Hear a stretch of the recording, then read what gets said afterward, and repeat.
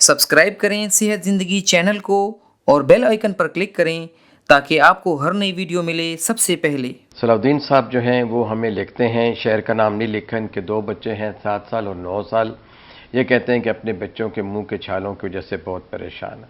देखिए भाई, सादी सी बात करते हैं, जो बात मैं आपको बता रहा हूँ वो हर तरह से हिकमत में, होम्योपैथ में, एलोपैथिक में मुकम्मल मुस्तनद रखती है। ये वजूहात इसकी ये हैं कि जब भी घर में किसी माँ को जो कि बच्चे को दूध पिला रही हो उसके मुंह में छाले होंगे तो वो बच्चे के मुंह में भी होंगे।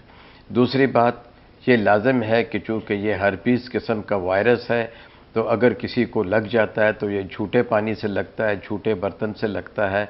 किसी मरीज़ के मुंह का लुआब दूसरे मरीज़ के या दूसरे सेहतमंद आदमी के लुआब को लग जाता है, लुआब धान से जुड़ जाता है या उसी गिलास में पिया जाता है तो उनको भी हो जाता है।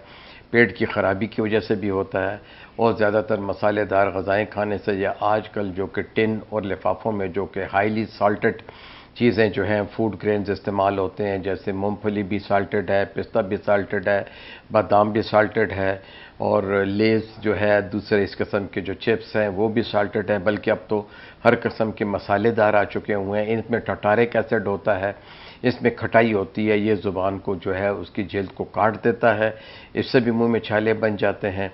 बहुत गरम गरम जो है कोई मशरूब पिया जाए, चाय कॉफ़ी, या उससे भी हो सकता है।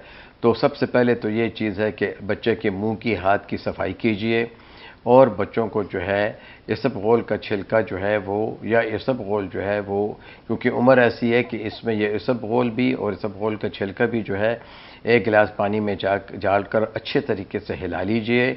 वो छोटे गिलास में डाल दीजिए, 1 कप में डाल दीजिए।